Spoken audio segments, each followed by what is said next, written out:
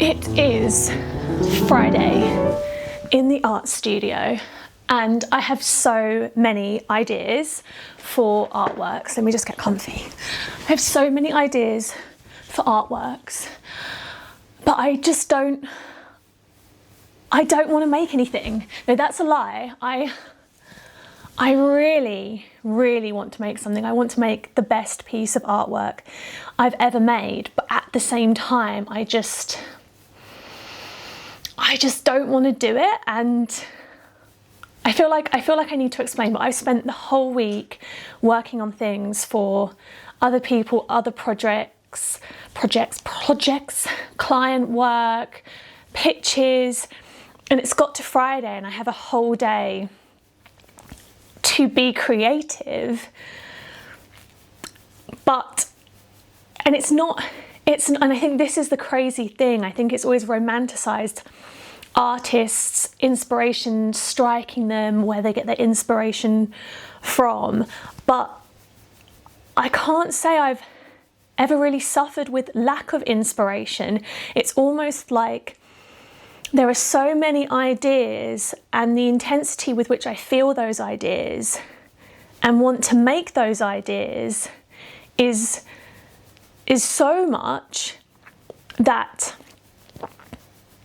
I can't even bring myself to start. The indecision, the perfectionism, the procrastination. So in essence, I guess I am still making something in my defense, but I'm making this video because I thought we should sit down and have a little chat about it. So as I said, it's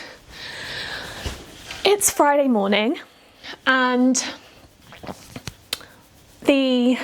it has been an interesting week as well, because my work has reached a whole new corner of the internet, and the conversations about AI have been mad. If you know my work, you know I don't use any AI. And yes, my work is very surreal, but I mean, humans have been creating surreal artworks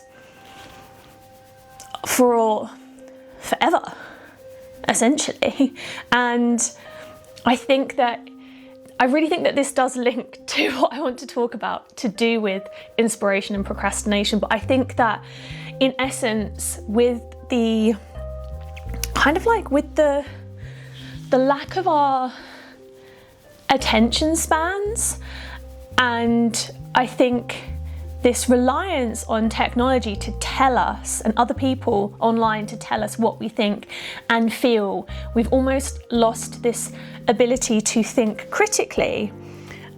And then I think as a result of that, especially as an artist, the demand on us to show up, to create, to explain our process becomes exhausting. So much of what we did before, behind closed doors, in our privacy, has become this need to overshare and make public. And don't get me wrong, I love sharing my process, but it's an invitation into the topics I'm exploring, my world. It's not, I think people have become that they feel entitled to artist story and process. And I think then when you have something like AI, if you're having a hard day or if you're really struggling, it's obviously so much easier just to type in a prompt and get a robot to kind of solve the problem for you.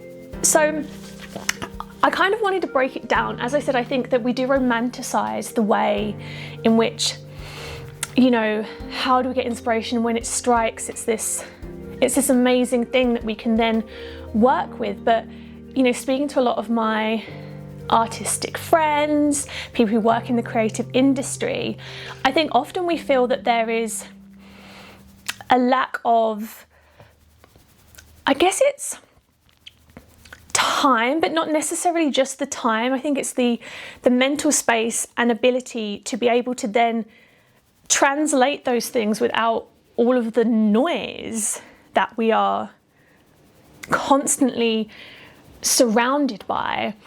And I have all of these items in my studio that some of them are things that I've just saved, because I'm like, I'm sure that could be used in something. I have different wigs and different taxidermy items, and I'm just like,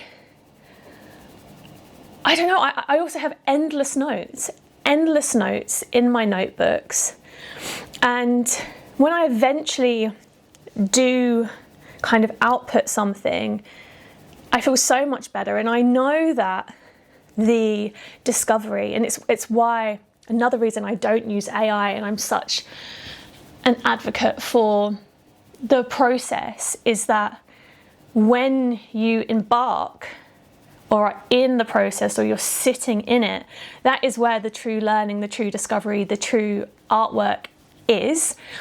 But I think sometimes the willingness and the vulnerability it takes to go on that journey can be crippling. I think that too much inspiration isn't necessarily a good thing. I think often artists need deadlines and constraints and boundaries. I'm so much better at executing work and projects for other people, and when I need to show up for myself, I think it's inherently much harder. And everyone I speak to seems to kind of have this same feeling. So I thought, like, let's do this together. Let's go for a little walk around the studio, and I'm going to show you some of the things that I have, which hopefully will become portraits.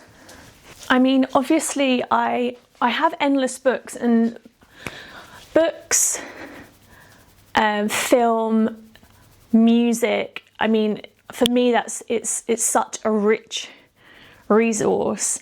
And yes, I am guilty of, there is a word for it. If I find the word, I'll put it on screen, but there is a word for someone who does read books, but also is just likes to buy books, is a collector of books. I got this book recently, Bad Girls of Ancient Greece, Myths and Legends from the Baddies That Started It All.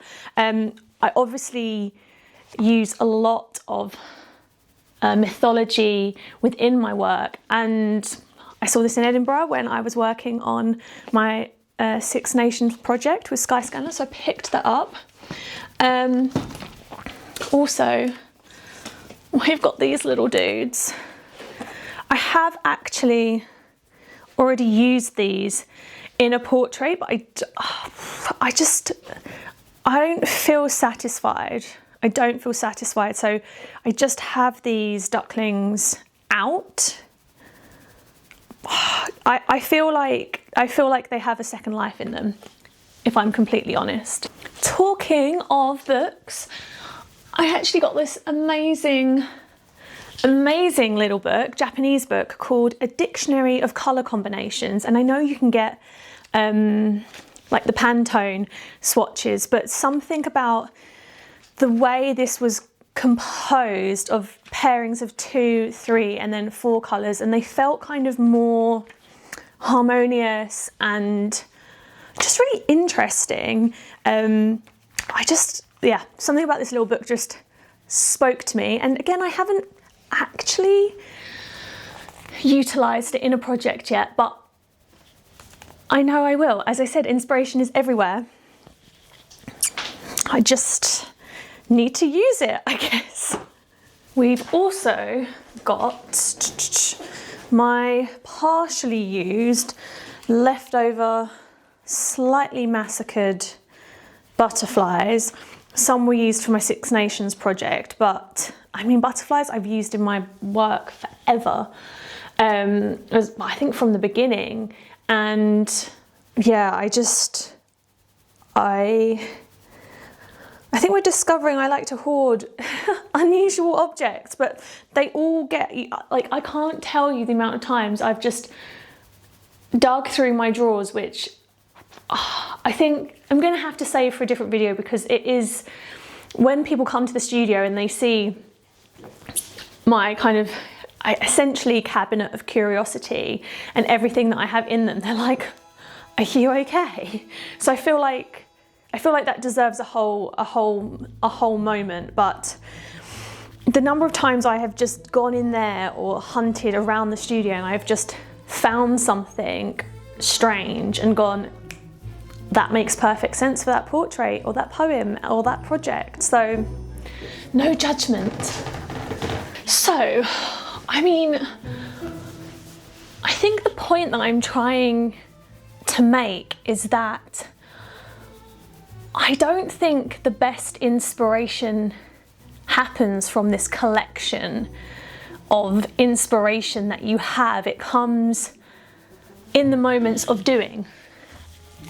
On a day when I'm not doing. I can see the irony, but I thought, as someone who does this full-time professionally, has done for the last 10 years, and it's something that still affects me, I thought we should talk about it. And I think if you are struggling, there are a few things you can do in terms of, you know, stop scrolling, stop looking for the external. Or everything you need is right in here. I promise you, it's right in here. So limiting outward sources of like what people claim to be inspiration. I think really developing your own taste from actually, you know, going out and doing things and seeing things firsthand, whether that's, you know, going to a free museum, free art gallery, spending time in nature, reading, not just what is on everyone else's, you know, TBR list, and really looking to yourself for what's there. I promise you, this is a self-pep talk. I promise you, the inspiration's already there, and I think often we talk ourselves down from an amazing idea before we've even begun. So often you just need to start, and the process itself will be informative. The outcome will be informative. Your reaction and how you feel during the making will be informative. And really that, in the doing, is where my best inspiration lies. So having said all of that, I'm going to continue to not make anything today. And no, actually, I do have some other project pieces that I've just remembered that I need to work on, and I'm going to edit this video. I'm filming this in real time, so if you watch this on Friday the 5th of June, I have filmed this on the morning of Friday the 5th of June because, you know, inspiration struck for this, just not for what I had intended to work on today. So anyway, have a lovely weekend and I'll see you next week.